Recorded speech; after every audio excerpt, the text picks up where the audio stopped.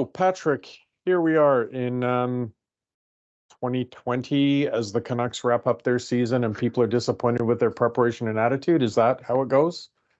Like, like what's going on here? Oh, Like, change the coach and the story stays the same. A little hot streak and old habits come home to roost. I mean, S- So the question I wanted to ask you, and I will actually, I'll get into this. This is we've got very few of these left. We will be doing some yeah, special yeah, yeah, postseason content, or like post-season, as in the season's over, not we're covering the Canucks postseason because that would be yeah. pretty quiet. This is brought to you, of course, by Woody's RV, woodysrv.com, the largest selection of recreational vehicles if you're looking at, hey, get out of town quickly once the season's over.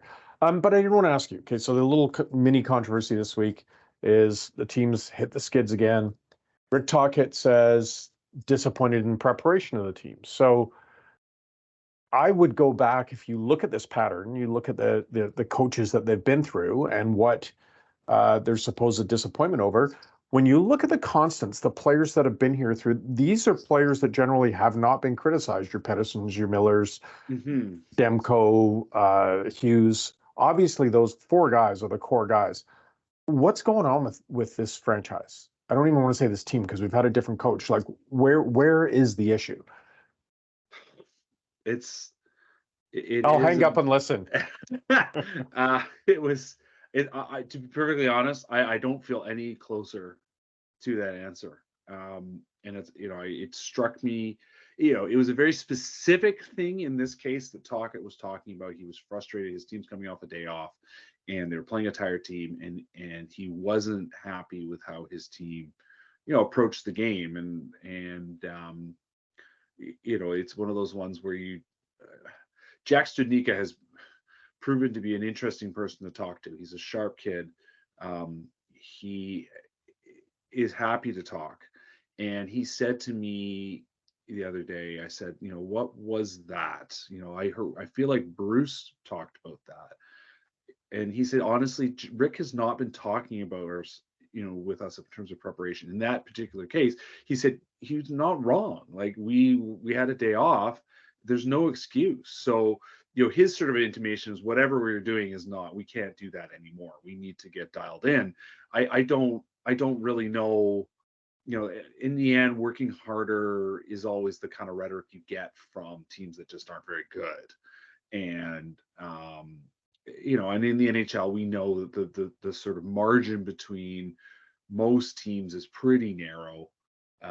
There's some very good teams and there's some very bad teams, and then most of the teams are sort of somewhere in the middle, with some teams being a little bit better than others. And the Canucks, we've seen the fact they've reeled off, a pretty good record since Tocchet took over is partly due to the schedule, and partly is getting their goalie back, and it's partly that they killed some penalties, and it's partly that they kept scoring goals.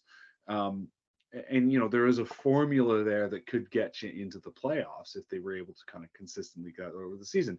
But here we are again talking about not making the playoffs, and I think what you find is that in the sort of base of it all is an, I mean, on the ice there's essentially an incoherent team, and a little bit tracks to the overall organization, which has been, especially over and with Benning, was incoherent, right? Like we talked about this a lot. The Ray Ferraro no plan, right? That there was this sort of philosophy from the top that if we just throw enough things at the wall, enough will stick and it'll all kind of work. And that doesn't work. We can see that, especially more than ever in this NHL, where you have to have a bit of a, not a succession plan, but you have to see what your course is going to be, and where you want to end up, and what steps you're going to try to take along the way. And certainly that's been in Rick Tocchet's rhetoric, talking about what needs to happen next year and what this team needs to be about. But I still, in the end, was stuck by the fact that here we are talking about sort of consistency, talking about the idea of, what are we doing when we're away from the rink? How are we preparing ourselves? And to be perfectly honest, I don't really know what the hugest difference is. I mean, the examples that Tocchet give and that Jim Rutherford's given is, a guy like Sidney Crosby. And of course, Sidney Crosby is one of the greatest players ever to play.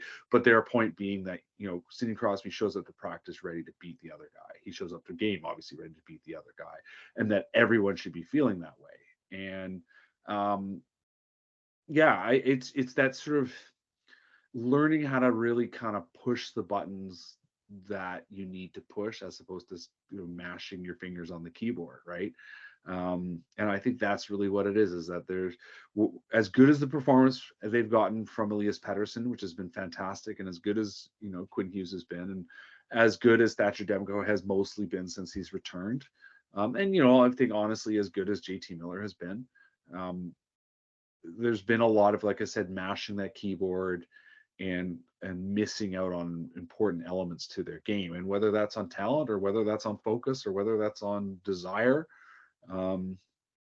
it's sort of immaterial, because the results in the end have let them down in terms of, like I said, the penalty killing, the defending,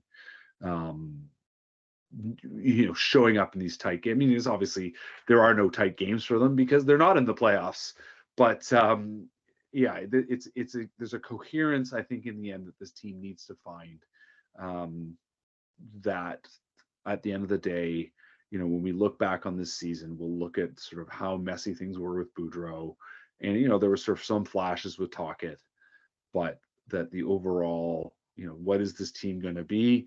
Tocchet talks about wanting to be hard, the classic hard to play against, but he talks about being a bit more physical, getting directly onto pucks, north-south, as he likes to call it, which you can understand, I think, as a notion of being like, let's get straight, let's get in there, let's get on the puck, as opposed to sort of lingering on the edges. But is that the personnel, or is that the strategy, or is that something else? I don't know. I'm still trying to figure that out. Well, let me throw something. First of all, for every Sidney Crosby reference, I can give you a Wayne Gretzky, his Tocchet's buddy, who famously was not a great practice player, but was pretty damn good in games. I'm not suggesting that the Canucks should not be worried about their preparation, their practice. Clearly, they should be. A couple of different scenarios here, though. This whole, like, let's take the draft and losing for draft position out of it. We know that players, in particular good players, are usually competitive and they want to compete and want to win. Mm-hmm. So when Tocchet comes in, is it a dead cat bounce, where just it's a reaction to a new coach? Or is there something here that, yes, Tocchet changed some habits, gave them more structure, and had them playing the right way, but what it's exposed is that their good players, even in a limited window, got worn out. You and I have talked about this in these previous videos, played Hughes and Pettersson a ton. Is it just a point that they've kind of maybe physically hit a wall, or is it a product of the fact that they recognize, much like we all do, games don't mean anything anymore? Like, do you see what the Canucks had done in that great stretch under Tocchet, where everyone said in what was it, in March, they were second best record in the NHL? Do you see that as something to really build hope for, or is that a little bit artificial? I mean, I talked about this before. It's a little bit of personnel story too, right? Like, the team as a whole has been playing quicker, and generally that has been a key to success, I would say, in terms of playing style across the league. That if you're able to move the puck up the ice quicker and maintain possession, which the Canucks on generally have been doing a better job of, those teams find success. And we are in a new era of how we understand the game, because teams have gotten so adept at getting the puck to scoring areas. Everyone understands that shots from the outside are essentially a waste, that getting the puck in sort of the slot, in down low in front of the net, as much as you can, is the way to go. That has shifted how teams, or that has shifted how the game in many ways structures itself, the way the game unfolds. There's some very interesting questions being asked of what is defense anymore? Like, how much can you actually control? and how much does things like Corsi matter anymore and things like that. And I would say in the end, I looked at, this discussion point I've had with Tocchet a little bit in recent weeks, because he's talked so much about the pocket. He loves talking about, we need to get that guy in the pocket, which is essentially how teams break out now. When we were growing up, the breakout went up the side to the winger, and he would try to hit the center coming up the middle, and that's how you broke out. Now they've skipped that. The defenseman moves it straight up into the slot, making a pass that, when we were young, we were screamed at by our coaches never to do, but you're passing the puck into essentially the slot or the low sort of area below, down by the bottom of the faceoff circle, and it's on the center to try to, he's the pivot to try to make things happen. And then you want, Tocchet has talked about how he wants his, one of the defensemen to jump up on the rush. So the riddle in the middle is really the Tocchet pocket. The riddle in the middle is the Tocchet pocket. There you go. There's your next lead. Yeah, I know. I can't wait. But no, that is very much where we're at, and that's not unique to something he does, but he's really been hammering home on that concept, at least publicly. And I think that matters, but more than anybody's pointed out, more than anything else has been pointed out many times in many different places, there's also the fact that they've switched away from a guy like Oliver Ekman-Larsson, who's having a terrible season, Luke Shen, who we enjoyed playing and has certainly had really estimable qualities, but I thought was a pretty good puck handler, better puck handler than people gave him credit for. But also he's a guy who's not in the lineup. And Riley Stillman, who I think on the whole we all recognize just wasn't up to snuff, certainly not for this team. And have replaced them with guys who seem to be more sort of adept in that area. Certainly Christian Wolanin as an example. The struggles, you can't help but notice that this team has not played as well. It's unfortunate, but Jack Rathbone, who a guy that so many people started out with high hopes for this season. Wolanin gets hurt, Rathbone comes in, and I think there was a moment in the game last Friday where he ends up with the puck in the corner, and instead of trying to sort of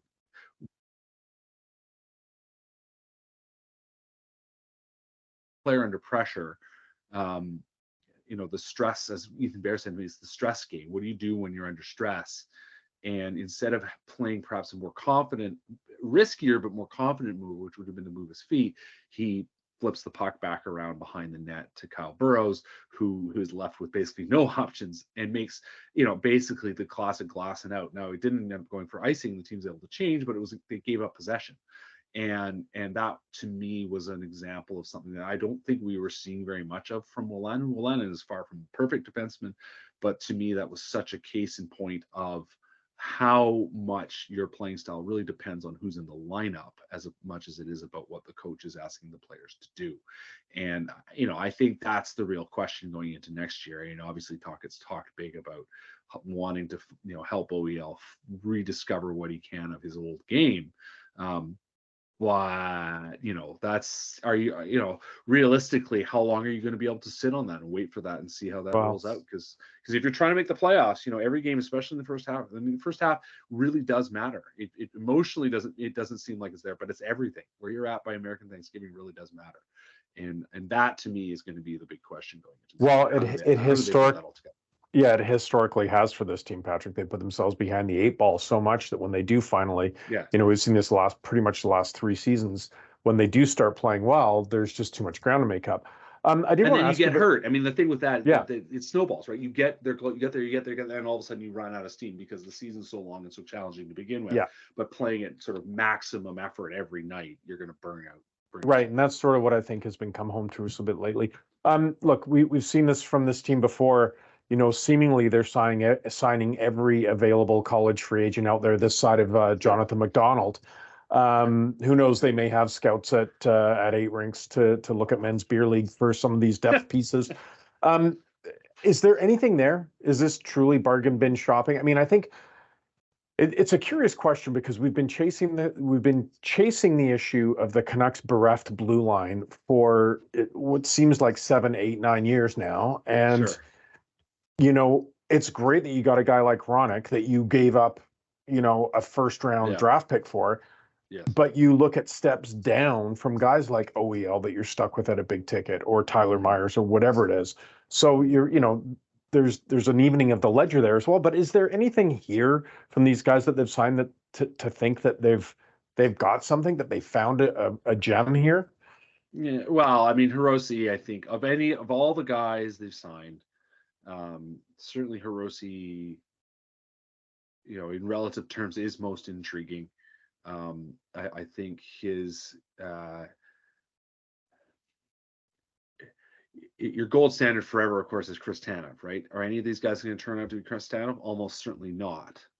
But of all the options who might have a very slim chance of turning into a small version of Chris Tanev, I think Hirose could be that guy, just in terms of everything we're coming to hear about sort of the way he has, the way he uses his smarts, his focus on sort of, I mean, he loves playing the game, which is, it's one of those discussed points. I mean, all these guys, I think, are happy to be what they're being. But you do know that some of them are less in love with the game than others. You just know that that's just reality. I'm not saying I know who those people are, but that's just the reality of life. But Hirose clearly is a guy who is very, he's right in the thick of loving the game and has had some fantastic results through his own sort of personal efforts, working his way through. He played BCHL and Salmon Arm, and then going to college, and becoming a better player, and every doing that, what all these guys do, but doing that every day, getting up, working on something, getting better at something, and just the early kind of signs. It stands out when you get praised by the coach, and Tocchet made a point of highlighting what he thought were some successful stuff from that kid. Certainly in his debut game last weekend. But the rest, realistically, like Max Sasson, I mean, he'll play some games. I mean, these guys always play some games. In the end, you have to see that most of the development is done. But Cole McDowd, who's supposed to go in the lineup tonight on Thursday,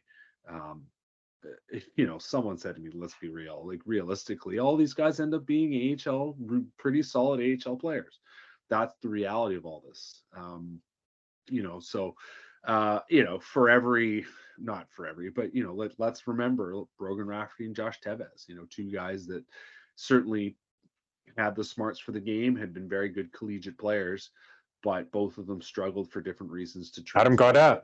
Adam Gaudette is perhaps a little bit of a different story, but no, I'm just saying the promise of an award-winning NCAA superstar does not always translate to that. Yeah, I just meant in the sense of these are what a collegiate free agent really is. Yeah, Gaudette came. It was a fifth-round pick. Absolutely, he was a fifth-round pick. He was a draft pick. Like, he was on the Canucks' radar from the age of 18, or I mean even before that, really.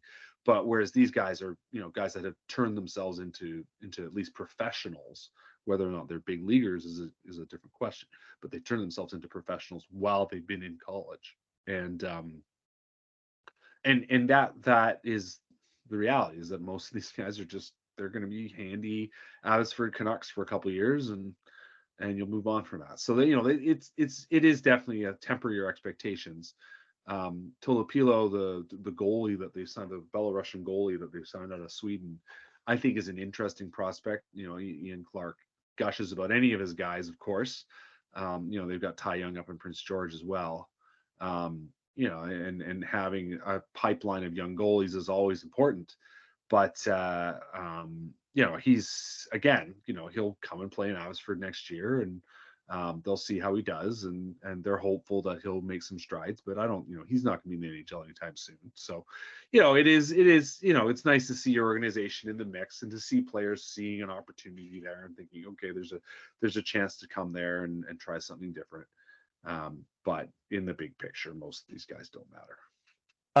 We'll wrap up here because I want to save a few things for next week, or I guess it'll be 2 weeks from now, really, because they go on the road to finish the season. But yeah, sure. There's a lot of stuff that we can talk about as we get into the off season, and look back as well as look forward to what they have, what's coming on along down the pipe. But just curious about your observations about Tocchet to this point. And I'll say this, I knew as an older fellow here, was well acquainted with Rick Tocchet as a player. the reputation of a hard-nosed, no-nonsense, effort-first kind of guy. Um, his, foray into coaching in Arizona certainly was not fruitful in terms of the team that he put out. And, there were a few sort of snide remarks about the Canucks bringing him in to that effect. He's impressed me. Um, he has struck me as more of a tactician than I thought he was. And of course, you're paying more attention to this because when someone's in your market. But there's a lot of things in the wreckage of the season. There were a few things that made me scratch my head at first, but and I like Bruce Boudreau. I thought he was a good coach. I actually kind of like Travis Green there as well, in terms of what he was trying to instill. So, your impressions of Rick Tocchet, and we'll have a big picture stuff later, but do you think they've found a guy that could make it work here? Well, I mean, my impression, I certainly have enjoyed talking hockey with him. He's been a guy who, when the camera goes off, has been willing to linger and talk to us about a few bits and pieces, just try to give a sense of what he sees or what he's thinking. There was I wrote a thing a couple of weeks ago about sort of talked about a bit about breakouts and talked about, and he's mentioned this, once the fourth guy out before, and we've talked a little bit about that sort of off the camera, just to kind of get an impression, so I can explain what I'm asking, and so he understands where I'm coming from, and then he can kind of, oh yeah, no, this is, and he has so far, yeah, he's been really willing to do that and engage with us. And, obviously in the back of your mind, you're thinking, well, this is the time for him to try to sell his story, if you will, right? Like there's nothing to lose. Certainly he's trying to figure out what we're about and play, there is inevitably a game that gets played in that respect. But yeah, very personable, like very good to get along with, certainly thinks about the game, thinks about what he wants. Brings I think the experience being on TV and having to be an analyst informed him a lot. I mean, obviously he's he was an assistant coach in Pittsburgh, which he references a lot. Like he won a Stanley Cup. He was on a Stanley Cup winning coaching staff. Obviously there were a lot of lessons there for him in that. He doesn't mention Arizona as much as I thought he would when he was a head coach, but of course that was. Would you? Well, I have no doubt there are lessons to be learned there, and I hope to kind of figure those out as we go forward here. Even his original head coaching job in Tampa, which he only did for a year, which I'm sure he would say he probably wasn't ready for. But a guy who, you prompt him the other day, like yesterday, Kuz asked him, I think we were talking about Hirose, and he actually asked him, is there a guy, and we talked a bit about Hirose he's big into sort of, he's learned a lot about kind of, I don't know, Zen is the way to put it, but kind of how to calm yourself, breathing, like the importance of breathing to like control your sort of energy, control your emotions, to calm yourself down. And he's talked to a couple of reporters about that now, and Kuz mentioned this to him, to talk, is there a guy that reminds you in that sense, or his calmness or his instinct? And he mentioned Doug Crossman, who's a defenseman from way back, but he is a guy who's often ready with a comparison point, and not, rarely has it been a Hall of Famer, unlike a previous general manager in this town. His sort of depth of knowledge, his awareness of who is in the league, who was in the league, where the game has gone, where the game is going. He certainly seems to have his, that dialed in.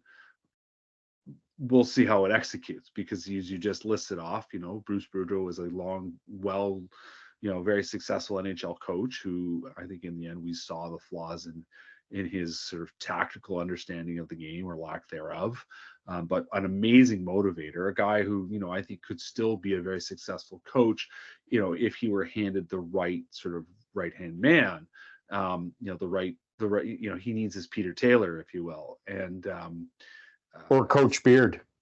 Or Coach Beard, to be more relevant. Roy Kent, yeah. You need Roy Kent, you need your Coach Beard, like you need those guys, and that, I think that probably was the sort of flaw in the Boudreau approach. And then Travis Green, I think at the end of the day, like,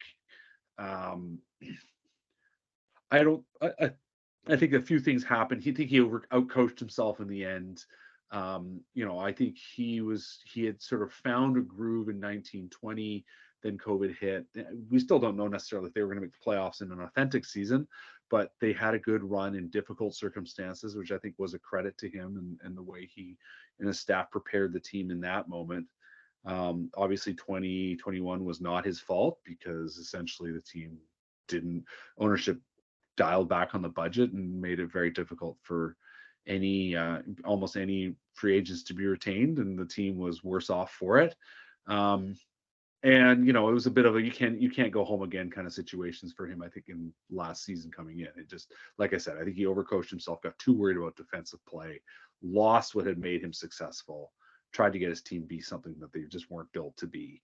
And he's still in the wilderness a little bit, and I'm sure he'll get a chance to coach again, but we're three very different personalities, I would say, that we've come to find, and all for I think for different reasons, and a lot of it speaks to their own life experience. So Tochet's gonna be interesting. I look forward to kind of get we're gonna see another I don't know 10 days with him or something, and then we'll sort of see how things track into next season. Great stuff. We'll have to leave it there for now. We've run a little long here, but we will obviously we'll be doing several of these to kick over the off season coming up in the next week or two. Breathing exercises from the coach, though. Let me know if you see a handwritten "Believe" sign taped up in the locker room anywhere. Sure, absolutely. Thanks to Woody's RV. Yeah, woodysrv.com. We believe in them. They believe in us, at least for now. So thank you for your sponsorship of this. Thanks for listening, everyone. Thank you, Patrick, for your wisdom, and we will talk to you guys next week.